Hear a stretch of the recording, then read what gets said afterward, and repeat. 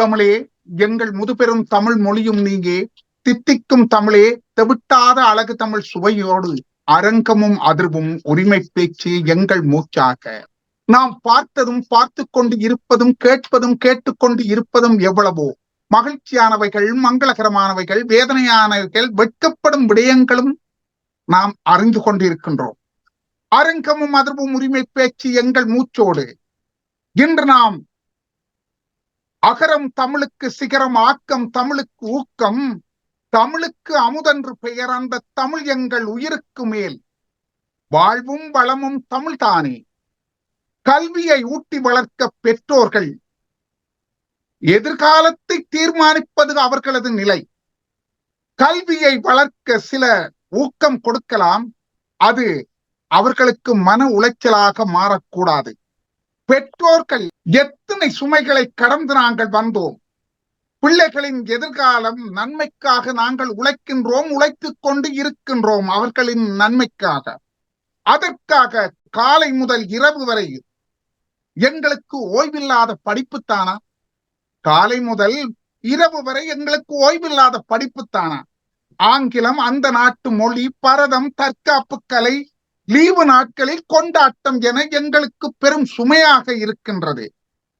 இது ஊக்கமா, மன உளைச்சலா, நாம் இயந்திரமா என்று இளையோர்கள் கேட்கும் நிலை வருகிறது.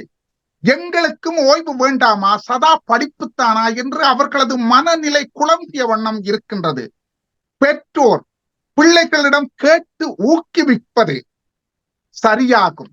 சில பெற்றோர்கள் பிறரது பிள்ளைகள் நன்றாக படித்து மருத்துவராக, என்ஜினியராக, வக்கீலாக இவர்கள் வரும்போது ஏன் நமது பிள்ளைகள் வர வேண்டும் என நாங்கள் நினைக்க கூடாது?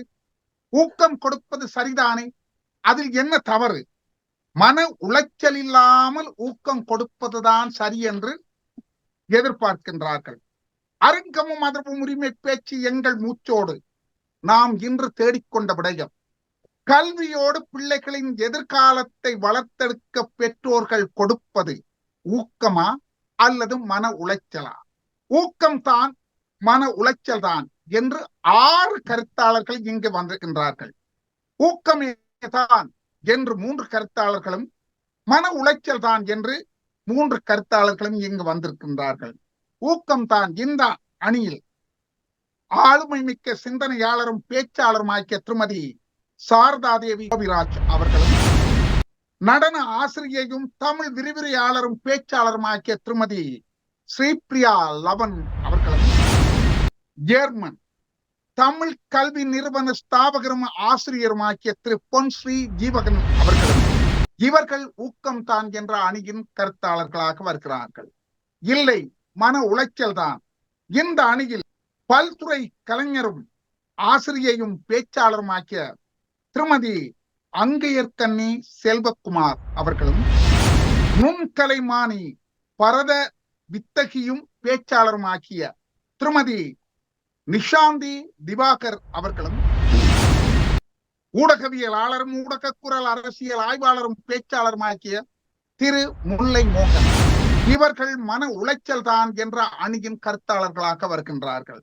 மன உளைச்சல் தான், இதில் சந்தேகமே இல்லை என்று அந்த அணியின் முதல் கருத்தாளர் வருகிறார், திருமதி அங்கையர்கண்ணி செல்வகுமார். வாருங்கள், உங்கள் கருத்து. அன்னை மொழியே, அகில மொழியே, கண்ணல் சுவையே, காவிய பாவே, மூவேந்தர் கண்ட முப்பொழுதும் உன்னை போற்றி என்று அன்னை தமிழின் பாதமொற்றி எஸ்டிஎஸ் தொலைக்காட்சி நிர்வாகத்தினருக்கும் என்னோடு பயணிக்க வந்திருக்கும் உறவுகளுக்கும் எனது மாலை நேர வணக்கத்தை முதலில் தெரிவித்துக் கொண்டு, கல்வியோடு பிள்ளைகளின் எதிர்காலத்தை வளர்த்தெடுக்க பெற்றோர்கள் கொடுப்பது மன உளைச்சல் தான் என்ற வாதத்தை நான் முன்வைக்கின்றேன். தற்போது அதிகமாக மன உளைச்சலுக்கு ஆளாவது கல்வி கற்கும் பிள்ளைகள் தான் என்று ஆய்வுகள் கூட தெரிவிக்கின்றது. இதை நீங்கள் புரிந்து கொள்ள வேண்டும். பிள்ளைகளின் நிலையினை தெரிந்து கொள்ள வேண்டும். தங்கள் பிள்ளை கல்வியில் எந்த நிலையில் உள்ளார் என்பதை அறிய வேண்டும். அப்படி அறிந்தும் தெரிந்தும் கொண்டால்தான் பாடசாலையில் தங்கள் பிள்ளைகளின் நிலை பெற்றோர்கள் எண்ணத்துக்கு கிடைக்காவிட்டால் அங்கு மன உளைச்சலுக்கு ஆளாவது பிள்ளைகள். ஒருவர் பாரத்தை எவ்வளவு தூக்க முடியுமோ அவ்வளவு நாம் தூக்க முடியும் என்பதை பெற்றோர்கள் புரிய வேண்டும். பிள்ளைகளை வளர்த்து சமுதாயத்தில் முன்னிலைக்கு கொண்டு வருகின்றோம் என்ற பெயரில் மன உளைச்சலையே கொடுக்கின்றார்கள் பெற்றோர்கள். திருக்குறளில் முப்பால் உண்டு, எல்லோருக்கும் தெரியும் அந்த முப்பாலையும். ஆனால் இங்கு அநேகமான பெற்றோர்களுக்கு மூன்று தாரக மந்திரம்: பொறியியல், சட்டம், மருத்துவம். இந்த மூன்றில் ஏதாவது ஒன்றில் நீ வர வேண்டும் என்று பெற்றோர்கள் தீர்மானிக்கின்றார்கள். ஆனால் பிள்ளைகள் இந்த துறையை விட்டு வேறு துறையில் ஆர்வம் இருக்கும். கலைத்துறையிலோ வணிகத்துறையிலோ ஆர்வம் காட்டக்கூடிய பிள்ளைகள் இருந்தாலும் அவர்களின் விருப்பத்தை பெற்றோர்கள் கேட்பதே கிடையாது. பெற்றோர்களின் விருப்பத்திற்கிணங்க பிள்ளைகள் தங்கள் விருப்பங்களையும் திறமைகளையும் விட்டு பெற்றோர்கள் தெரிவு செய்த துறைக்கு படிக்க போய் இயலாமையால் தங்களின் கனவு மெய்ப்படவில்லையே என்று மன உளைச்சலுக்கு ஆளாகி போதை வஸ்து நிலைக்கு தள்ளப்படும் அபாயம் நாட்டில் நடப்பதை கண்கூடாக காணக்கூடியதாக உள்ளது. பிள்ளைகள் அதிகமான புள்ளிகள் எடுக்காவிட்டால் அவர்களை பேசி மன உளைச்சலுக்கு ஆளாக்குவது. பிள்ளைகளை புள்ளி எடுக்கும் இயந்திரமாகவே எண்ணுகின்றார்கள் பெற்றோர்கள். அதையும் தாண்டி வகுப்பில் முதலாவது நிலையில் இருக்க வேண்டும், அதிக புள்ளிகளும் நீதான் எடுக்க வேண்டும் என்று கட்டளையிடுகின்றார்கள். பிள்ளைகளின் விருப்பினை கேட்டு அறிந்து கொள்ள வேண்டும். ஒரு பிள்ளை சமுதாயத்துக்கு கல்வியாளனாகவும் சிறந்த மனிதனாகவும் வருவது என்றால் அது வீட்டில் உள்ளவர்கள் மன உளைச்சலையும் மன அழுத்தத்தையும் கொடுக்காவிட்டால் பிள்ளைகள் தங்கள் துறைகளில் முன்னேறுவார்கள். எதற்கு எடுத்தாலும் படி படி படி என்று பிள்ளைகளுக்கு தொந்தரவு கொடுக்காமல் பிள்ளைகளை சிந்திக்கவும் செயற்பட விட வேண்டும். மன உளைச்சலை கொடுப்பதும் தங்களின் விருப்பங்களை பெற்றோர்கள் பிள்ளைகள் மீது திணிப்பதும் இது மிகவும் வேதனைக்குரிய விடயம். பெற்றோர்கள் உங்கள் விருப்பங்களை நீங்கள் நிறைவேற்றி காட்டுங்கள். பிள்ளைகளுக்கு சட்டம் வகுத்து அவர்களை உங்கள் விருப்பத்திற்கு இணங்க சர்வாதிகாரமாக ஜாப்பை வகுக்காமல் பிள்ளைகளுக்கு முழு சுதந்திரம் கொடுத்து பிள்ளைகளை பிள்ளைகளாகவே வாழ விடுங்கள். மன உளைச்சலை கொடுக்காதீர்கள். பணத்தை எவ்வளவு செலவு செய்தேன் என்று பெற்றோர்கள் பிள்ளைகளுக்கு சுட்டி காட்டுவதும் அதனால் பிள்ளைகள் விரக்தி அடைந்து தங்களால் பெற்றோரின் விருப்பத்தை நிறைவு செய்ய முடியவில்லையே என்று பல மாணவர்கள் தற்கொலை செய்வதையும் இந்த உலகம் அறிந்தது. கல்வியோடு பிள்ளைகளின் எதிர்காலத்தை வளர்த்தெடுக்க பெற்றோர்கள் கொடுப்பது மன உளைச்சல் தான் என்று ஆணித்தரமாக கூறி வாய்ப்புக்கு நன்றி கூறி விடைபெற்றுக் கொள்கின்றேன். நன்றி, வணக்கம். நன்றி திருமதி அங்கையர்கண்ணி செல்வகுமார். குறிப்பிட்ட நேரத்துக்கு குறைவாக தன்னுடைய கருத்தை இங்கு முன்வைத்தார்.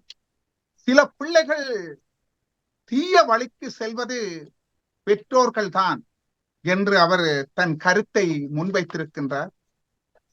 பிள்ளைகளை நன்றாக படிக்க வைக்க வேண்டும், அவர்கள் நல்ல நிலைக்கு வர வேண்டும் என்று தாய் தந்தை பாசங்கள் அவர்களை அந்தந்த நிலைக்கு வரும்போதுதான், பிள்ளைகளும் அந்தந்த நிலைக்கு வரும்போதுதான் பிள்ளைகளின் நிலை தெரியும். பிள்ளைகளின் எதிர்காலத்துக்கு ஊக்கம் கொடுப்பது நாம். உழைப்பது மன உளைச்சலா?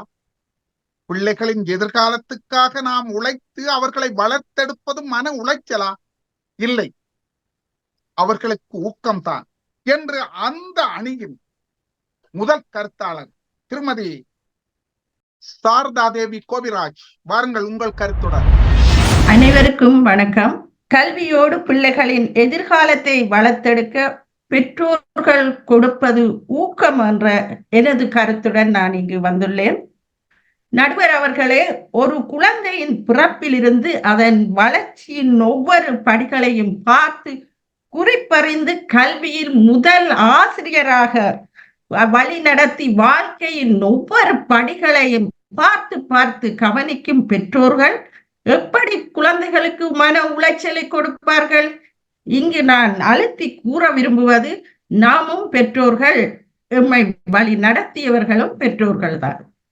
இன்றைய கால சூழலில் எமது தாயகத்திலும் சரி, புலம்பெயர் நாடுகளிலும் சரி, ஒவ்வொரு குழந்தைகளின் கல்வியை தடுக்க பல காரணிகள் உள்ளன. சமூக காரணிகள், இணைய சீரழி, குழந்தைகளின் கல்விகள் தடைப்படுகின்றன.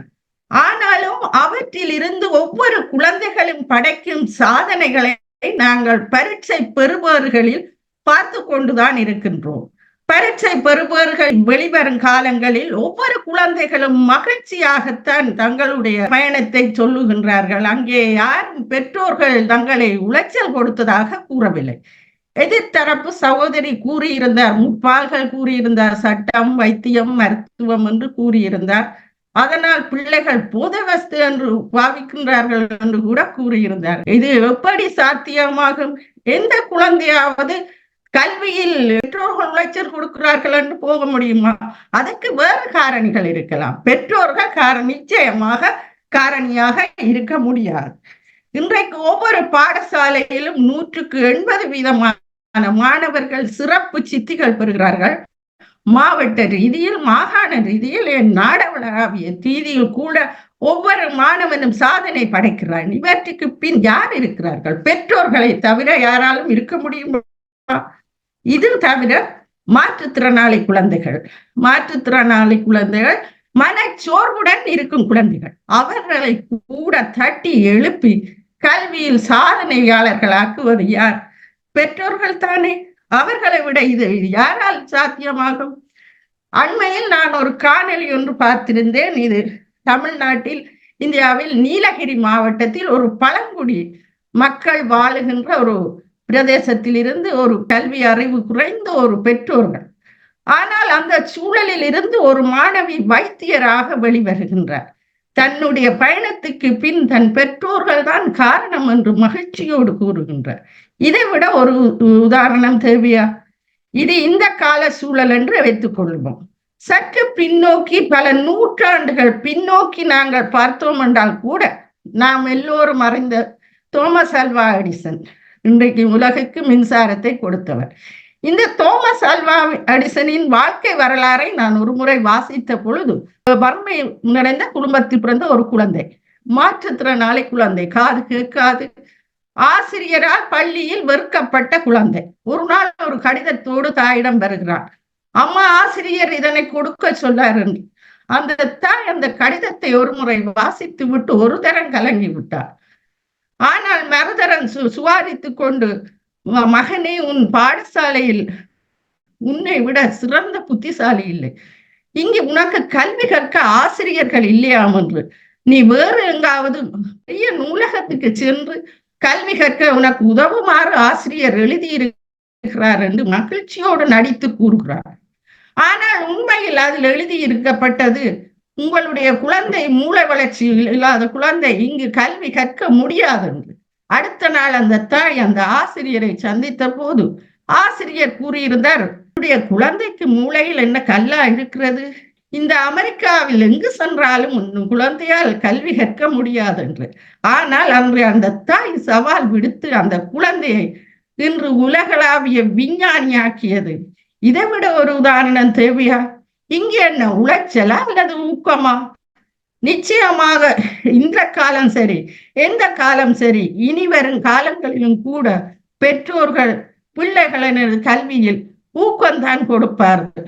எதிர்காலத்தில் சிறந்த வளர்ச்சிக்கு பெற்றோர்கள் கொடுப்பது ஊக்கமே என்று கூறி இந்த வாய்ப்பினை தந்தமைக்கு மிக்க நன்றி கூறி விடைபெறுகிறேன். நன்றி திருமதி சாரதா தேவி கோவிலா. ஊக்கமே தான் என்ற அணியின் முதல் கருத்தாளர். அரங்கமும் அதிர்வும் உரிமை பேச்சு எங்கள் மூச்சோடு நாம் தேடிக்கொண்ட விடயம், கல்வியோடு பிள்ளைகளின் எதிர்காலத்தை வளர்த்தெடுக்க பெற்றோர்கள் கொடுப்பது ஊக்கமா அல்லது மன உளைச்சலா? ஊக்கம் கொடுப்பது எமக்கு அது உளைச்சல் தானே. அதை செய், இதை செய், அங்க போ, இங்க போ, இதைத்தானே குறைக்க சொல்லி நாங்கள் கேட்கின்றோம் என்று பிள்ளைகள் கேட்கின்றார்கள். முடியாது என்று தெரிந்தும் ஏன் அதை திணிக்கிறீர்கள்? பிள்ளைகளால் செய்ய முடியுமானால் அவர்கள் செய்வார்கள் தானே. அவர்கள் செய்ய முடியாது என்பதற்காகத்தானே அந்த மன உளைச்சல் வருகிறது என்று அவர்கள் கூறுகிறார்கள். ஆம், ஊக்கமே தான். அந்த அணியின் இரண்டாவது கருத்தாளர் வருகின்றார். வாருங்கள், மன உளைச்சல் தான் என்ற அந்த அணியில் இரண்டாவது கருத்தாளர் திருமதி நிஷா திவாகர். வாருங்கள், உங்கள் கருத்து. இனியதோர் மாலை பொழுதில் STS தொலைக்காட்சி அன்பான உறவுகளுக்கு இனிய வணக்கம். நடுவர் அவர்களுக்கும் மற்றும் என் தரப்புவாதிகளுக்கும் எதிர்த்தரப்புவாதிகளுக்கும் எனது அன்பான வணக்கம். இன்றைய பட்டிமன்றத்தின் தலைப்பு கல்வியோடு எதிர்காலத்தை வளர்த்தெடுக்க பெற்றோர் பிள்ளைகளுக்கு கொடுப்பது ஊக்கமா மன உளைச்சலா? நிச்சயமாக மன உளைச்சல் தான். நடுவர் அவர்களே, இந்த தலைப்பில் நான் கல்வியோடு எதிர்காலம் என்பதை வரையறை செய்ய விரும்புகிறேன். கல்வி என்றால் என்ன? கற்றல். இந்த கற்றல் என்பதை சுயமாக கற்றல், கற்பித்தல், பயிற்சிகள், செயற்பாடுகள் அல்லது அனுபவங்கள் மூலம் அறிவையும் ஆற்றலையும் பெறுதல் என வரைவிலக்கணம் சொல்கிறார்கள். உண்மையில் இந்த கற்றலினால் பிள்ளைகளின் நடத்தையில், அறிவில், ஆற்றலில், மனப்பாங்கில் நிரந்தர மாற்றத்தை உருவாக்காமல் தற்காலிக மாற்றங்களை மட்டும் தரும் கல்வியைத்தான் இன்று நாம் பிள்ளைகளிடம் சேர்த்து கொண்டிருக்கின்றோம். அதிலும் பெற்றோர்கள் இன்றைய ஊக்கத்தை நாம் எதை நோக்கி செய்கிறோம் தெரியுமா? எதிர்த்தரப்பு அணி சகோதரி கூறியிருந்தார், தோமஸ் அல்வா எடிசனையும் மற்றும் விஞ்ஞானி அவர்களையும் கூறியிருந்தார். அன்றைய கல்வி முறையும் இன்றைய கல்வி முறையும் ஒன்றாகி விடுகிறதா?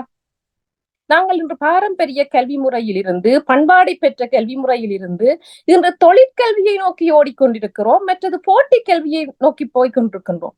இன்று போட்டி கல்வியும் தொழிற்கல்வியும் படி படி என்று எம்மை கழித்துக் கொண்டே இருக்குது. எங்கள் பிள்ளைகளை என்ன செய்கிறோம்? படி படி என்கிறோம், பிறகு சரியான வேலையை தேடு என்கிறோம், அதிலும் சிமாட்டாக பணம் சம்பாதிக்கும் வேலையை தேடு என்கிறோம்.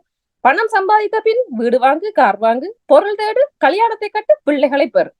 இதை நோக்கியேதான் ஊக்கம் கொடுக்கிறோம்.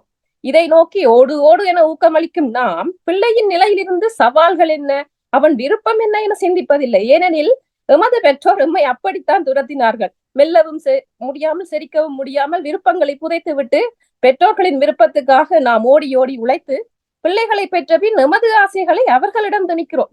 உண்மையில் ஊக்கம் என்பதை நாம் ஒரு பிள்ளைக்கு எப்படி வழங்க வேண்டும், எப்போதிலிருந்து வழங்க வேண்டும் என்று அறியாமல் ஊக்கம் என நினைத்து அவர்களிடம் மன அழுத்தத்தை விதைக்கிறோம். ஒரு குழந்தையின் கற்றல் கருவிலேயே ஆரம்பிக்கிறது.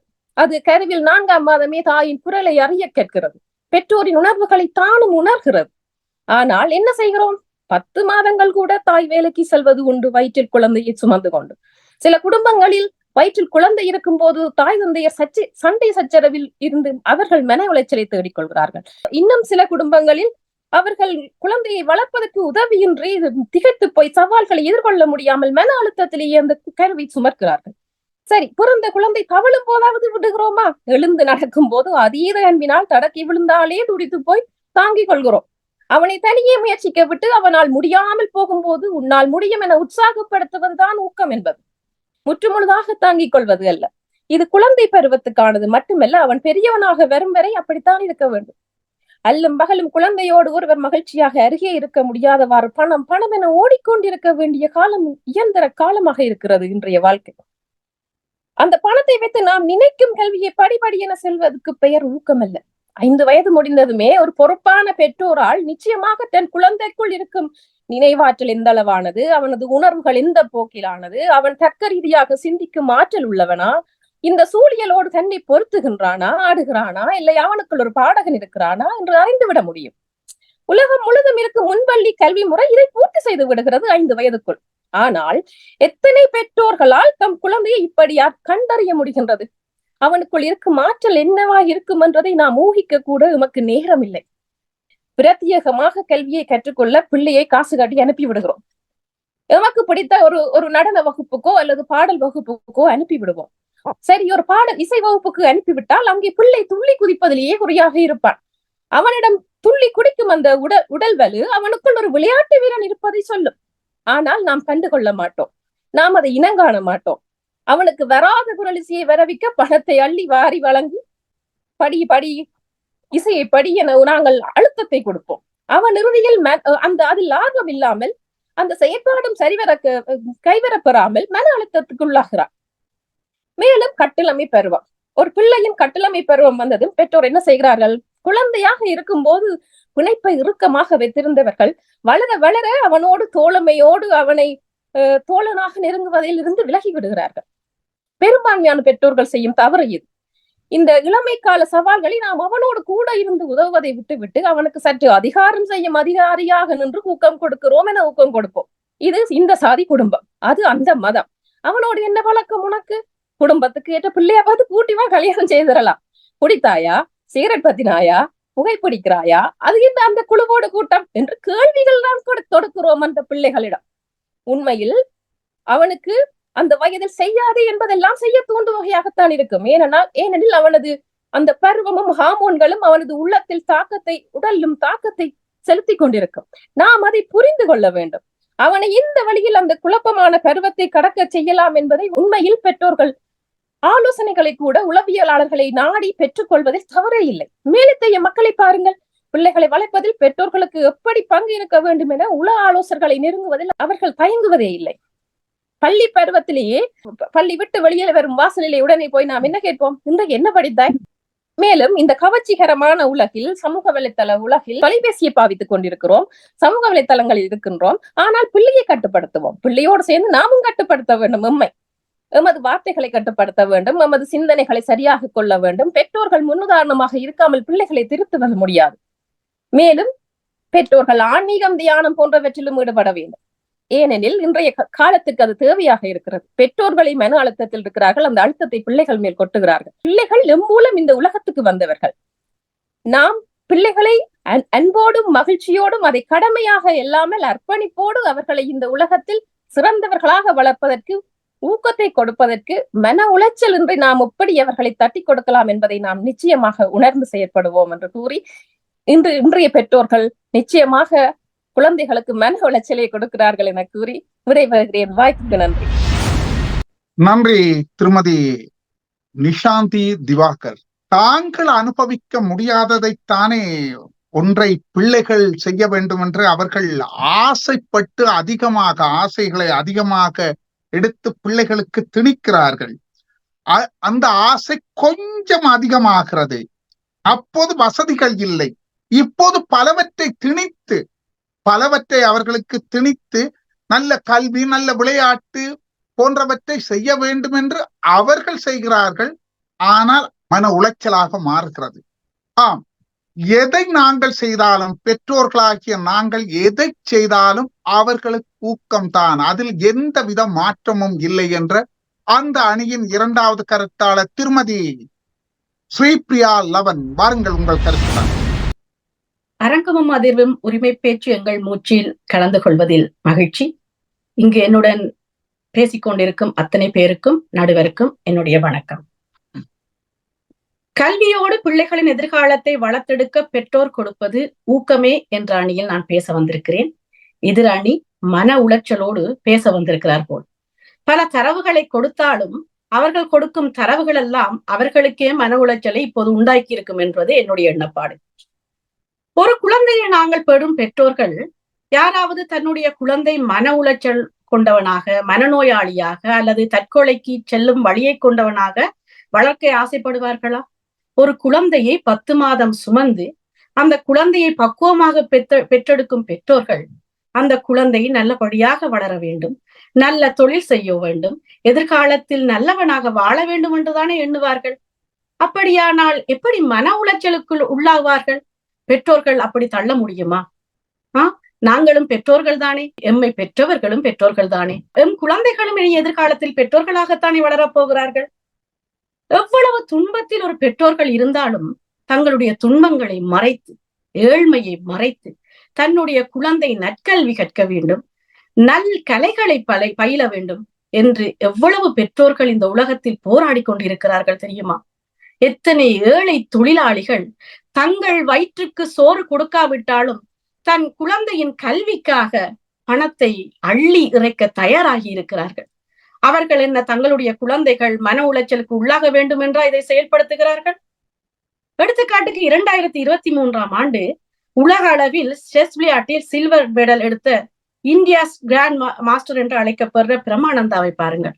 அவருடைய தாயார் சொல்லுகிறார், தன்னுடைய வேலை பழுவெல்லாம் தள்ளி வைத்து விட்டு தன்னுடைய குழந்தை முன்னேற வேண்டும், உலகத்தில் புகழ் பெற வேண்டும் என்பதற்காக அவனோடு கண்ணும் கருத்துமாக அவனோடையே நான் பயணித்துக் கொள்கிறேன், என்னுடைய ஆசைகளை எல்லாம் ஒத்தி வைத்து விடுகிறேன் என்றார். அப்ப ஒரு பெற்றோர் தன்னுடைய ஆசைகளை எல்லாம் தள்ளி வைத்து விட்டு தன் குழந்தை நல்லா வாழ வேண்டும் என்று சொல்லி அத்தனை மன உளைச்சல்களையும் தனக்குள் போட்டுக்கொண்டு தன்னுடைய குழந்தை எந்த மன உளைச்சலும் இல்லாமல் மன நிறைவோடு தன் வழியில் செல்ல வேண்டும் என்றுதானே நினைத்துக் கொள்கிறார்கள். நல்ல கல்வி கொடுப்பதற்கும் வசதியை மீறிய கல்வி கலைகளை அவர்களுக்கு கொடுப்பதற்கும் பெற்றோர்கள் எவ்வளவு பாடுபடுகிறார்கள் தெரியுமா? தேர்வுகளின் போது நாங்கள் காட்சியுடன் இருப்போம். பிள்ளைகள் தொலைபேசி தொலைக்காட்சிகள் இல்லாமல் தேர்வை எழுதுவதற்காக தனியாக படித்துக் கொண்டிருப்பதாக சகோதரி நிஷாந்தினி கூறினார்.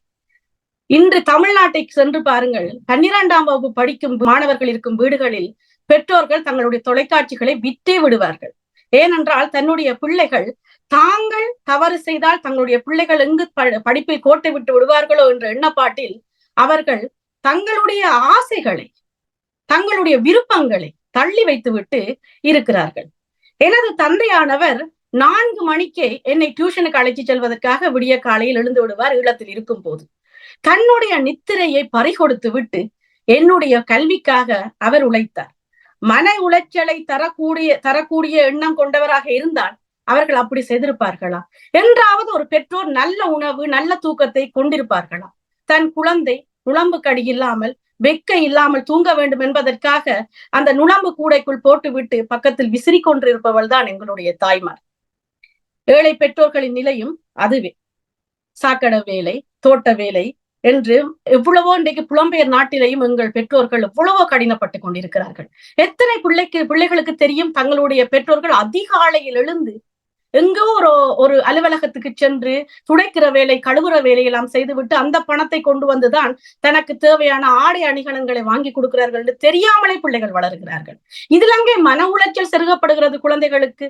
தங்கள் குழந்தைகளின் எதிர்காலம் தங்கள் மாதிரி வாழக்கூடாது. புலம்பெயர் தேசத்தில் வாழும் தமிழர்களாக இருக்கட்டும் அல்லது எந்த மனிதர்களாக இருக்கட்டும், தான் பட்ட துன்பம், தான் சிறுவயதில் பட்ட துன்பம் என் குழந்தைக்கு வரக்கூடாது என்பதற்காக ஊக்கத்தை மட்டுமே கொடுத்து நல்லவனாக வளர வேண்டும், நற்கல்வி பெற வேண்டும் என்றுதான் பெற்றோர்கள் ஆசைப்பட்டு கொண்டிருக்கிறார்கள்.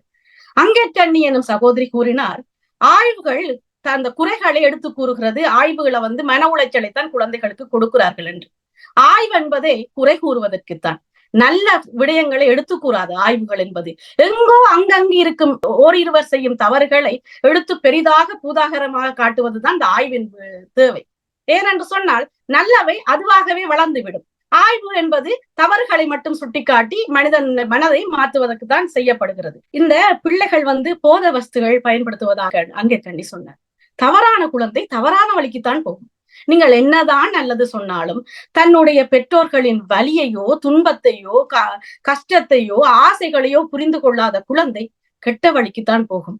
அந்த குழந்தைகள் தங்களை நற்கல்வி கற்க சொல்லும் பெற்றோர்களை தவறாகத்தான் கூறும். ஏனென்றால் அதுக்கு அந்த வழியில செல்றதுக்கு விருப்பம் இல்லை.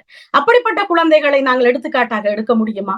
அப்படியானால் இன்று என்னோட சகோதரி சொன்னாரே சாரதா, தமிழ்நாட்டிலையும் சரி ஆப்பிரிக்க நாடுகள்லையும் சரி கல்விகள்ல ஏழை குழந்தையாக பிறந்தவர்கள் எல்லாம் இன்றைக்கு கலெக்டராக, விமானியாக, கப்பலோட்டியாக, விஞ்ஞானியாக, எழுத்தாளராக, படைப்பாளியாக எத்தனையோ பல்துறையில சிறந்து விளங்குகிறார்கள். மன உளைச்சலானா அவ்வளவு பேரும் மன உளைச்சலில் தானே தெரிய வேண்டும். இத்தனை படைப்பாளிகள் எங்கிருந்து வந்திருப்பார்கள்? இத்தனை சிறந்த தலைவர்கள் எங்கிருந்து வந்திருப்பார்கள்?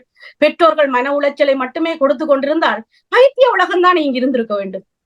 இன்று நானோ நீங்களோ பேசிக்கொண்டிருக்க முடிஞ்சிருக்காது. அது மட்டுமல்லாமல் தற்கொலைக்கு தள்ளுகிறார்களாம் பெற்றோர்கள். கஷ்டப்பட்டு பெற்றெடுத்த பிள்ளைகளை தற்கொலைக்கு தள்ளவா அவர்கள் முயற்சிப்பார்கள்? உன்னுடைய விருப்பத்தை தேர்ந்தெடுத்துக்கொள், உன்னுடைய ஆசைகளை செய்து கொள் என்று சொல்லி ஊக்கம் கொடுத்துத்தானே இன்று இத்தனை பேரும் நடிகர்களாக கலைத்துறை என்று சொல்லிக் கொண்டிருக்கிறார்கள். அதே போல சகோதரி சாரதா கூறியது போல மன உளைச்சல் குன்றியவரை இன்றைக்கு விஞ்ஞானி ஆக்கினார் ஒரு தாய்.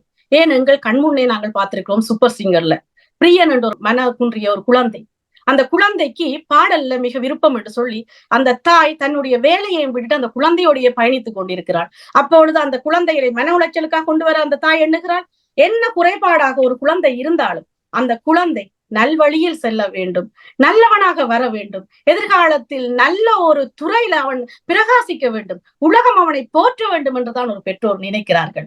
அதற்காகவே பல்கலைகளை குழந்தையிலே கற்றுக் கொடுத்து விடுறார்கள். ஏனென்று சொன்னால் குழந்தையை கற்பதுதான் சிறப்பு. ஆகவே பெற்றோர்கள் மன உளைச்சலை பிள்ளைகளுக்கு கொடுப்பதில்லை. கல்வியோடு பிள்ளைகளின் எதிர்காலத்தை வளர்த்தெடுக்க பெற்றோர்கள் கொடுப்பது ஊக்கம் ஊக்கம் ஊக்கம் என்பதை ஆணித்தரமாக கூறிக்கொண்டு இந்நல்வாய்ப்புக்கு நன்றி கூறி விடைபெறுகிறேன். நன்றி, வணக்கம். நன்றி திருமதி ஸ்ரீபிரியா லவன். எதை சொன்ன போதும் நாங்கள் கேட்கின்றோம், அடுத்தவர்கள் கருத்தை கேட்டு ஏன் திணிக்கிறீர்கள்? உணவை கூட அளவாக உண்டால்தான் ஜீரணிக்கும், கல்வியையும் அளவுடன் கற்றுக்கொண்டால் தானே நிலை கொள்ளும். பெற்றோர்களே ஏன் ஏற்பதில்லை? எங்கள் நிலையை புரியுங்கள் என்று அவர்கள் கேட்கின்றார்கள், கெஞ்சுகிறார்கள். அந்த மன உளைச்சலை கொடுக்காது, ஊக்கம் என்ற பெயரில் மன உளைச்சலைத்தான் நீங்கள் கொடுக்கிறீர்கள் என்று அவர்கள் எதிர்பார்க்கின்றார்கள். அரங்கமும் அதிர்வும் உரிமை பேச்சு எங்கள் மூச்சோடு இன்று நாம் தேடிக்கொண்ட விடயம். கல்வியோடு பிள்ளைகளின் எதிர்காலத்தை வளர்த்தெடுக்க பெற்றோர்கள் கொடுப்பது ஊக்கமா அல்லது மன உளைச்சலா? மன உளைச்சலேதான், இதில் மாற்றமில்லை என்று அந்த அணியின் நிறைவு கருத்தாளர் திரு முல்லை மோகன், வாருங்கள் உங்கள் கருத்துடன். வணக்கம் நடுவர் உள்ளிட்ட அவையில் அமர்ந்திருக்கும் அத்தனை உறவுகளுக்கும், பார்த்து கொண்டிருக்கின்ற எஸ்எஸ் தமிழுடைய உறவுகளுக்கும் வணக்கத்தை சொல்லிக்கொண்டு இந்த நிகழ்வுக்குள் வரலாம்னு நினைக்கிறேன். மன உளைச்சல் என்பதை நான் 2 விதமாக பிரித்து பார்க்கலாம் என்று யோசிக்கிறேன். ஒன்று, எங்கே இந்த மன அழுத்தம் கொடுக்கப்படுகிறது பிள்ளைகளுக்கு என்றால், ஆரம்ப கல்வி, அதாவது நர்சரி என்று சொல்லப்படுகிற பாலர் பாடசாலையிலேயே தொடங்கப்படும். அது ஏன் தொடங்கப்படுகிறது என்றால், அதுக்கு உதாரணத்தை முதலில் சொல்லி போட்டு சொல்வது என்ன நல்லா, இன்றைக்கு உலகத்திலே தலை சிறந்த கல்வி நாடாக இருக்கிற தென்கொரியாவும் சரி, அல்லது 5வது இடத்தில் இருக்கிற பின்லாண்டாக இருந்தாலும் சரி, பார்த்தீர்கள் அங்க குழந்தைகள் 8 வயதுக்கு முதல் பாடசாலையில் சேர்க்கப்படுவதில்லை. ஏன் அந்த காரணம் என்னென்று நாங்கள் தேடி பார்ப்போமானால், அந்த பிள்ளைகள் இயல்பாகவே எப்படியான ஒரு துறைக்குள் அந்த பிள்ளைகள் வர வேண்டும் என்பதை அந்த பிள்ளைகளே உருவாகி கொள்ளுகின்ற அந்த காலகட்டமாக அந்த காலத்தை அவர்கள் வகுத்திருக்கிறார். எனவே அங்கே ஆசிரியர்களாலோ அல்லது பெற்றோர்களாலோ அந்த பிள்ளைகளுக்கு துறைசார் அழுத்தங்கள் கொடுக்கப்படுவது. அப்படியான நிலையில்தான் அந்த பிள்ளைகளை வளர்த்தெடுத்து ஒரு 8 வயதிலே அந்த பிள்ளைகள் வரைக்க ஒரு சிந்தனை ஆற்றல் உள்ள ஒரு பிள்ளைகளாக அவர்கள் உருவெடுக்கின்ற போது அந்த பிள்ளைகளுடைய ஆரம்பகால மன உளைச்சல் இல்லாமல், இதுதான் அந்த யதார்த்தமான உண்மை. அந்த கல்வியில் சிறந்து விளங்குகின்ற முதல் 5 நாடுகளிலேயே இதைத்தான் நீங்கள் எடுத்துக்கொள்ள வேண்டும். அப்படியான அந்த அழுத்தம். மற்றது, பெற்றோர்கள் உள்ள மன அழுத்தம் எப்படியாக போகிறது என்றால், பக்கத்து வீட்டு பிள்ளை இன்ஜினியருக்கு படித்தால் என்ற பிள்ளையும் இன்ஜினியருக்கு படிப்போம், பக்கத்து வீட்டு பிள்ளை டாக்டருக்கு படித்தால் அவரும் டாக்டர் ஆகும். ஆனால் உலகத்திலே எத்தனையோ துறைகள் இருக்கிறது. அந்த துறைகளை எல்லாம் விட்டுவிட்டு இந்த 2 உத்தியோகங்களிலும் பார்க்க அதிகமாக பணம் சம்பாதிக்கக்கூடிய துறைகள் எத்தனையோ இருக்கிறது. இன்றைய காலகட்டங்களில் இந்த டாக்டர் சரி, இன்ஜினியர் சரி, இவர்களை விட அதிகமான வருமானத்தை பெறுவதற்கான துறைகள் பல இருக்கிறது. ஆனால் உன்ற பிள்ளை டாக்டர் டாக்டரா இருக்கணும், நான் சந்தியில நின்று 2 பேரோட கதைக்கணும் என்ற நிலையிலே தான் அந்த அழுத்தம் அங்கே பெற்றோர்களிடமிருந்து ஆரம்பிக்கும். அப்ப இப்படியான அடிப்படையில் உள்ள மன உளைச்சல்களை தீர்க்காமல் நாங்கள் அடுத்த கட்டத்துக்கு அந்த பிள்ளைகளை கொண்டு போவதால் தான் அந்த பிள்ளைகள் இன்றைக்கு பார்த்தீங்கள் என்று சொன்னால், இன்றைக்கு தமிழ்நாட்டை எடுத்துக்கொள்ளுங்கள், இப்போது இலங்கையிலும் வந்துவிட்டது. அந்த பிள்ளைகள் பெற்றோர்களுடைய அந்த அழுத்தத்தால் தான் ஒரு இன்ஜினியராகவோ அல்லது ஒரு வைத்தியராகவோ அல்லது வேறொரு துறையிலேயோ வர முடியாமல் அந்த பரீட்சையிலே தோல்வி அடைகின்ற போது தற்கொலை செய்து கொண்ட அந்த நிலைக்கு வருவதற்கு காரணம், அந்த பிள்ளைகளுக்கு ஆரம்பத்திலிருந்து அந்த மன உளைச்சல் உளவியல் ரீதியான அந்த இடங்களை நாங்கள் அகற்றாமல் அந்த பிள்ளைகளை வளர்த்து கொண்டு வருகின்ற போதுதான் இப்படியான ஒரு நிலைக்கு அந்த பிள்ளை தள்ளப்படுகிறது. ஏனென்றால் தன்னம்பிக்கை என்ற ஒரு விடயத்தை அந்த பிள்ளைக்கு ஆரம்பத்தில் பெற்றோர்கள் கொடுப்பதை தவிர்த்து விட்டு அந்த பிள்ளை மற்றவர்கள் சமுதாயத்தில் என்னவா இருக்கிறார்களோ அப்படி தங்களுடைய பிள்ளைகள் வர வேண்டும் என்று அந்த யோசிக்கின்ற அந்த தன்மையிலிருந்து பெற்றோர்கள் விடுபடும் வரை கடைசி வரையும் இந்த பிள்ளைகளுடைய மன உளைச்சலையோ அந்த மன அழுத்தத்தையோ முடியாது என்பது உலகத்திலே எத்தனை ஆய்வுகள் எத்தனையோ அறிஞர்கள் சொல்லுகின்ற ஒரு விடயமாக பார்க்கப்படுகிறது. அதுதான் உண்மையும் கூட, யதார்த்தமும் கூட. இன்றைக்கு உதாரணத்துக்கு பார்த்தீங்கள் என்றால், உலக நாடுகளிலே 8 வயதிலே பாடசாலைக்கு சேர்க்கிற நாடுகள் தரத்திலே முதல் 5 இடங்களிலேயும் இருக்கின்ற அந்த காலகட்டத்திலே இன்றைக்கு 8 வயதிலேயே பொதுத் தேர்வு எழுதுற ஒரு நிலைக்கு தள்ளப்பட்டிருக்கிறார்கள் எங்களுடைய பிள்ளைகள். அது இலங்கையிலே வரப்போகிறது. அதுல வந்துவிட்டதோ இன்னும் சரியாக தெரியவில்லை. தமிழ்நாட்டில் வந்து தமிழ்நாட்டில் வந்துவிட்டால் அது அங்கால இலங்கைக்கும் வரும், அல்லது இப்பவே வந்துட்டு தெரியல, சரியாக ஆய்வுக்கு உட்படுத்தவில்லை. இருந்தாலும் அப்ப அந்த 8 வயதிலே பொதுத் தேர்வுக்கு போகிற ஒரு பிள்ளையினுடைய மனநிலை, அதாவது 8வது அல்லது 10வது வகுப்பிலே பொதுத் தேர்வு எழுதி அந்த பிள்ளை பல்கலைக்கழகம் செல்கின்ற காலகட்டத்தை மாற்றி 8 வயதிலேயே ஒரு பொதுத் தேர்தலை எழுதுவதற்கான ஒரு சூழலை உருவாக்குவது யார்? இது பெற்றோர்கள் இதை ஏன் அனுமதிக்கிறார்கள் என்ற கேள்வியுடன் உங்களுடைய நிறைவான கருத்துக்கும் ஆசிரியர்களுடைய கருத்தை கேட்கும். வாய்ப்புக்கு நன்றி. வணக்கம். வணக்கம் திரு முல்லை மோகன். முல்லை மோகன் அவர்கள், ஏன் அதை திணிக்கிறீர்கள்? திணிப்பன்றிதான் நான் சொல்கிறேன். திணிக்காது விடுங்கள், சுமைகள் அதிகம் கொடுக்காதீர்கள்.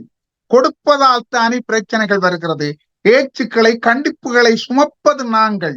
மன உளைச்சல் கொடுக்காது ஊக்கத்தை தாருங்கள். தீய வழி போகவில்லை. நீங்கள் கொடுக்கும் ஊக்கம், திணிப்பு, மன உளைச்சலால் தானே தீய வழி செல்கிறார்கள் என்று அதனை பட்டும் படாது அவர் தன்னுடைய கருத்தில் கூறியிருக்கின்றார். இல்லை, ஊக்கம்தான். கல்வி எப்போதும் தேவை.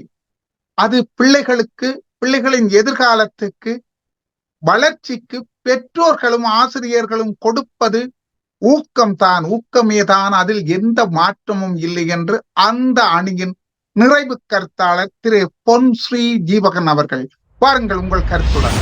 அரங்கமும் அதிர்வும் உரிமை பேச்சு எங்கள் மூச்சாக. நாங்கள் மூச்சாக பேசிக் கொண்டிருக்கிறோம். இந்த மூச்சாக பேசுகின்ற பேச்சையெல்லாம் பொதுமக்களுக்கு கொண்டு போய் சேர்க்கின்ற STS தொலைக்காட்சி, தமிழ் தொலைக்காட்சி நிறுவனர் திரு S. தேவராஜா அவர்களே, ஒழுங்கமைத்து எங்களை கொண்டு வந்து சேர்த்த திரு முல்லைமோகன் அவர்களே, இந்த நிகழ்வுக்கு வந்திருக்கின்ற பெரும் அறிஞர்களை, உங்கள் யாவருக்கும் எனது பணிவான வணக்கம். இங்கு கல்வியுடன் பிள்ளைகளின் எதிர்காலத்தை, அங்கு எதிர்காலத்தன்மை வருகின்றது, அதை வளர்த்தெடுக்க பெற்றோர்கள் கொடுப்பது ஊக்கமா அல்லது மன உளைச்சலா? இங்கு பெற்றோர்கள் பிள்ளைகளை பெறுவதற்காக திருமணம், கணவன் மனைவி, அது குடும்பம், மனைவி கணவன் பிள்ளைகள். அந்த பிள்ளைகள் இருக்கின்ற குடும்பத்தில் பிள்ளைகளை பெறுவதற்காக இந்த இருவரும் சேர்ந்து பெறுகின்றார்கள். அவர்கள் திட்டமிட்டு பிள்ளைகளை பெற்றுக் கொள்கின்றார்கள். அல்லும் பகலும், இரவு பகல் கண் விழித்து, உண்ணாமல் உறங்காமல், இப்படியெல்லாம் தமிழ் வார்த்தைகள் இருக்கின்றன. இவற்றையெல்லாம் கவனித்து பிள்ளைகளை பெற்றவர்கள் அந்த பிள்ளைகளை கல்வி கற்று சமூகத்தில் சீரும் சிறப்புடன் வாழ வேண்டும் என்ற நிலைமையில் அவர்கள் தங்கள் பிள்ளைகள் மூலம் நல்ல பண்புகளை பெற்று தாங்கள் பெரும் சிறப்பு பெறுவதற்கான நடைமுறையில் வளர்த்துக் கொள்வார்கள். இந்த நிலைமைக்கு வளர்ந்து வரும் பிள்ளைகளுக்கு அவர்கள் எப்படி இருப்பார்கள் என்று சொன்னால், அவர்களை பாதுகாப்பு, நல்ல உடல் வலிமை, உடல் நலம், நம்பிக்கையுடன் வாழ்வாங்கு வாழ வேண்டிய நிலைமைக்கு திட்டம் போட்டு செயல்பட்டு கொண்டு போவார்கள்.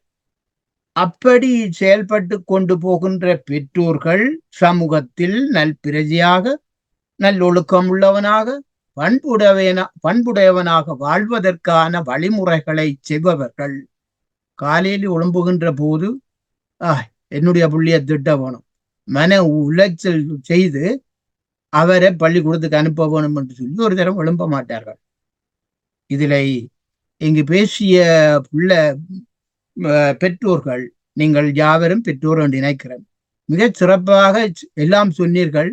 இந்த பெற்றோர்கள் விடுற குறைபாடுகள் உங்களுக்கு எல்லாம் நன்றி. ஏனென்று சொன்னால், பெற்றோர்கள் செய்கிற குறைபாடுகளை நிவர்த்தி செய்வதற்கான காரணங்கள் கூறியிருக்கிறீர்கள். அந்த காரணங்களின் அடிப்படையில் பெற்றோர்கள் தவறுகள் விட்டால் அவர்களுக்கு, பிள்ளைகளுக்கு இந்த வகையில் ஊக்கம் கொடுங்கள் என்று சொன்ன உங்களுக்கெல்லாம் நன்றிகள். அதை நாங்கள் சொல்லிக் கொண்டுதான் வேண்டும். ஈன்று புறம் தருதல் என் கடனே, ஈன்று புறந்தருதல் என் கடனே. அப்ப புறந்தந்த பிள்ளையை சான்றோனாக்குதல் தந்தையின் கடனே. அவனை தனியனாக நல்லவனாக கொண்டு வந்து சேர்ப்பதற்கான வழிமுறையில் வளர்த்து கொண்டு வருவது இது தந்தை என்று சொல்லியும் சொல்லப்படுகின்றது. ஆகவே இப்படியான நிலைமையில் அந்த அரசாங்கம் அவனுக்கான வேலைகளை கொடுத்து நல்ல முறையில் செயல்படுத்துவதற்கான நல்ல தொழில் முறைகளை கொடுக்க வேண்டும். அப்படி வருகின்ற ஒரு நிலைமையில் சமூகம் வந்தது என்று சொன்னால் நீங்கள் சொன்ன குறைபாட்டில் இருக்கின்ற பெற்றோர்களும் மாறுபட்டு விடுவார்கள். அந்த மாற்றத்தை ஏற்படுத்தி சமூகத்தில் நற்பிரஜையாக ஒழுக்கம் உள்ளவனாக பண்பு கொண்டவனாக வாழ வைக்கின்ற போது ஈன்ற பொழுதில் தன் மகனை சான்றோன் என கேட்ட தாய் என்று சொல்லுகின்ற நிலைமைக்கு பிள்ளைகள் அங்கு சான்றோனாக வாழ்வதற்குரிய வழிமுறையை செய்வது கல்வி. கல்வி என்பது அது முதலாவதாக அறிவை பெறுவது, அந்த அறிவை பெற்று சமூகத்தில் நல்லவனாக அவர்களுடைய ஜனநாயக முறைப்படி வாழ்வதற்கான தன்மைகளை கொண்டு வந்து திரும்ப தொழில் கல்வியை கற்று அந்த தொழில் கல்வியின் மூலம் சமூகத்தில் தன்னம்பிக்கையுடன் தானாக உழைத்து தானாக வாழக்கூடிய முறைக்கு கொண்டு வருகின்ற நிலைமைகளை பெற்றோர்கள் கொடுக்கிறதற்கு முற்படுறார்கள், செய்கிறார்கள். அதில் சில பெற்றோர்கள் கூடுதலாக கொடுக்கிறார்கள் என்பதை நீங்கள் பார்த்து அது மன உளைச்சலை கொடுக்கின்றது என்பதை கூறினீர்கள். சரியாகத்தான் இருக்கும். அந்த விளக்கங்களை பெற்றோர்கள் பெற்று மன உளைச்சல் இல்லாமல் செய்ய வேண்டியது எங்களை போல சமூகத்தில் இருந்து கூறக்கூடியவர்களுடைய கடமை. பெற்றோருக்கு விளங்கவில்லை. எல்லா பெற்றோருக்கும் நீங்கள் பெற்றோராகிவிட்டீர்கள், வாருங்கள், உங்களுக்கு எல்லாம் நாங்கள் எப்படி பெற்றோராக இருக்க வேண்டும் என்று சொல்ற ஒரு பல்கலைக்கழகம் இல்லை. ஆகவே இந்த இடத்தில் இப்படியான தன்மைகளை கூறி பெற்றோர்களை வழிநடத்தி சில தவறுகள் நடந்தலாம், கூடுதலாக நீங்கள் விரும்பாதீர்கள், பக்கத்து பிள்ளைய பார்த்து சொல்லாதீர்கள். இப்படியான நிலைமையில் அங்கு வாழ்ந்தால் பிள்ளைகளுக்கு இப்படி வந்துவிடும் என்ற தன்மையை கொடுக்கணும். எல்லா பெற்றோர்களும் தங்கள் பிள்ளைகளை தாழ்த்தவோ மன உளைச்சலை கொடுத்து மன உழைவை கொடுத்து தாழ்வு மனப்பான்மைகளை ஏற்படுத்தி கொள்வதற்கு பிள்ளைகளை பெற்று வளர்க்க மாட்டார்கள். ஆகவே பெற்றோர் என்பது தங்கள் பிள்ளைகளை சிறந்தவர்களாக, கல்வி கற்றவர்களாக, சமூகத்தில் உயர்ந்தவர்களாக, நல்ல சம்பாத்தியம் செய்யக்கூடியவர்களாக வளர்த்தெடுப்பதற்கு முயற்சி செய்து என்னென்ன செய்ய வேண்டும் என்பதை அவர்கள் ஊக்கம் கொடுத்து கொண்டு வருகின்றார்கள். இதில் தவறுகளும் ஏற்பட்டு விடுவது உண்டு. இந்த வகையில் தமது பிள்ளைகளை இங்கு பெற்றோர்கள் நல்ல ஊக்கம்தான் கொடுத்து கொண்டு வாரார்கள். அந்த ஊக்கத்தின்படி எந்த பிள்ளையும் நல்ல குழந்தைதான் பிறக்கின்ற போது அவர்கள் வாழ்கின்ற வாழ்வுக்கு நல்லவர்களாக ஆக்குவது இந்த தாயின் கடமை, அது தந்தையின் கடமை. ஆகவே பெற்றோர்களின் கடமை என்பதை நாங்கள் எல்லாரும் உணர்ந்து அவர்களுக்கு ஊக்கம் கொடுக்கிறதற்கான வழிமுறையை செய்ய வேண்டும். பாதை தவறாமல் அவர்கள் ஒரு நேரான பாதையில் உங்களிடமிருந்து விடைபெற்றுக் கொள்கின்றேன். நன்றி, வணக்கம். நன்றி திரு பொன்ஸ்ரீ ஜீவகன் அவர்களே. நிறைவு பேச்சாளராக ஊக்கம்தான் அந்த அணியின் நிறைவு பேச்சாளராக வந்து தன்னுடைய கருத்தை இங்கு கூறினார். கோழி மிதிச்சு குஞ்சு சாகுமா பெற்றோர்களினது நிலை? பேச்சுக்கள் மன உளைச்சலாகுமா? அவைகள் நமது எதிர்காலத்தை வளர்த்தெடுக்க வேண்டும் என்ற நோக்கத்தில் தானே அவர்கள் செய்கிறார்கள். அவர்கள் கொடுப்பது ஊக்கம்தான், மன உளைச்சல் அல்ல. அவர்கள் கொடுப்பதை ஊக்கமாக எடுத்துக்கொள்ளுங்கள், ஏன் மன உளைச்சலாக எடுத்துக்கொள்கிறீர்கள் என்று தன்னுடைய கருத்தை இங்கு விளக்கமாக கூறியிருந்தார். அரங்கமும் அதிர்வும் உரிமை பேச்சு எங்கள் மூச்சோடு இன்று நாம் தேடிக்கொண்ட விடயம், கல்வியோடு பிள்ளைகளின் எதிர்காலத்தை வளர்த்தெடுக்க பெற்றோர்கள் கொடுப்பது ஊக்கமா அல்லது மன உளைச்சலா என்று இங்கு கருத்துக்களை முன்வைத்து 6 கருத்தாளர்கள் தங்கள் கருத்துக்களுடன் இங்கு வந்தார்கள். ஆம், பிள்ளைகளின் எதிர்காலத்துக்கு பெற்றோர்கள் கொடுப்பது ஊக்கமா மன உளைச்சலா? அவை பிள்ளைகளின் நச்சிந்தனைகளை பொறுத்தது. தங்களை உயர்ந்த இடத்தில் வைத்து பார்க்க பெற்றோர்கள் விரும்புகிறார்கள். அதனை நாம் நிறைவு செய்யலாம், என்று நினைக்க வேண்டும். நினைப்பது நன்று. ஓய்வில்லாத படிப்பு அதிகம். அயல் வீட்டாரை மகிழ்ச்சி படுத்தவா நாங்கள் படிக்க வேண்டும்? பெற்றோர்களே, ஓய்வில்லாத படிப்பை படியுங்கள் என்று சொல்கிறீர்களே, அயல் வீட்டாரை மகிழ்ச்சி படுத்தவா நாங்கள் படிக்க வேண்டும் என்று பிள்ளைகள் சிலர் கேட்கிறார்கள். ஆங்கிலம், தற்காப்பு கலை, பரதநாட்டியம் இவை அனைத்தும் நமது பெற்றோர்களினது அயராத உழைப்பில் செலவுகளை, அதிக பண செலவுகளை கொடுத்து படிப்பிக்கின்றார்கள். பெற்றோர் அது நாம் பார்ப்பது மிக கடினமாகிறது. அவர்களின் சந்தோஷம் கெடுகிறது. பெற்றோர்களை நாம் பார்ப்பது அரிதாகிறது, அவர்களின் சந்தோஷமும் கெடுகிறது. அவர்களை நாங்கள் காண்பது மிக குறைவாக இருக்கின்றது. வாழ்வதை பார்க்க நாம், அவர்கள் மகிழ்ச்சியுடன் வாழ்வதை பார்க்க நாங்களும் ஆசைப்படுகிறோம் என்று பிள்ளைகள் சொல்கிறார்கள். நீங்கள் மகிழ்ச்சி படுத்துகிறீர்களா? உங்களது பெற்றோர்களை நீங்கள் மகிழ்ச்சி படுத்துகிறீர்களா? ஆடம்பரத்தின் செயல்பாடுகளை சொல்லி ஊக்கம் என்று ஏமாற்றம், மன உளைச்சலை கொடுத்து வரும் சில பெற்றோர்களை, பிள்ளைகளின் மனநிலைகளை பெற்றோர்கள் தெரிந்து கொண்டு நம்பிக்கை வைக்க வேண்டும். பிள்ளைகளின் எதிர்காலம், பிள்ளைகளின் மனநிலைகளை மனதில் கொண்டு பெற்றோர்கள் நம்பிக்கை வைத்து வர வேண்டும். ஊக்கம் என்று மன உளைச்சல் கொடுக்காது. மன உளைச்சலை தவிர்த்து ஊக்கம் கொடுப்பது மேலானது. இன்றைய இளையோர்கள் நாளைய பெரியோர்களாக, நாளைய பெற்றோர்களாக வருவார்கள். அவர்கள் தங்கள் பிள்ளைகளுக்கு இப்படியான நிலையை கொடுப்பார்களா என்றால் ஊக்கத்துடன் கூடிய மன உளைச்சல் இருக்காது.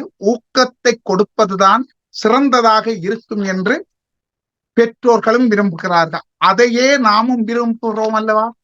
அரங்கமும் அதர்வும் உரிமை பேச்சு எங்கள் மூச்சோடு இன்று நாம் தேடிக்கொண்ட விடயம் கல்வியோடு பிள்ளைகளின் எதிர்காலத்தை வளர்த்தெடுக்க பெற்றோர்கள் கொடுப்பது ஊக்கமா அல்லது மன உளைச்சலா?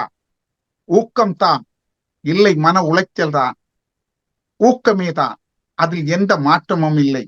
இன்று கலந்து கொண்ட ஊக்கம்தான் என்ற அந்த அணியில் திருமதி சாரதா தேவி கோபிராஜ் அவர்களும், திருமதி ஸ்ரீபிரியா லவன் அவர்களும், திரு பொன் ஸ்ரீ ஜீவகன் அவர்களும், இவர்கள் ஊக்கம்தான் என்ற அணியின் தங்கள் கருத்துக்களை முன்வைத்து சிறப்பித்தார்கள். மன உளைச்சல் தான், அதுவும் இருந்ததுதான். மன உளைச்சல் தான். இந்த அணியில் திருமதி அங்கேயர்கண்ணி செல்வகுமார் அவர்களும், திருமதி நிஷாந்தி திவாகர் அவர்களும், திரு முல்லை மோகன் அவர்களும் இவர்கள் மன உளைச்சல் தான் என்று கூறியிருந்தார்கள். அரங்கமும் அதிர்வும் இந்த சிறப்பு நிகழ்வில் கலந்து கொண்ட இந்த 6 கருத்தாளர்களுடன் உங்களிடம் இருந்து தயாரிப்பாளரும் நடுநிலையாளரும் உங்களில் ஒருவருமாக்கிய திரு சினராஜா கணேஷ் அவர்கள். இந்நிகழ்வினை சிறப்புற பதிவேற்றம் செய்தது பொன் ஸ்ரீ ஜீவகன் அவர்களும். இந்நிகழ்வினை STS தமிழ் தொலைக்காட்சியின் ஊடாக ஒளிப்பதிவு செய்து தருவது எமது இயக்குனரும் திரு தேவராஜா அவர்கள். மற்றும் ஒரு அரங்கோ மதுரை ஊடாக உங்களை சந்திப்போம். நன்றி, வணக்கம்.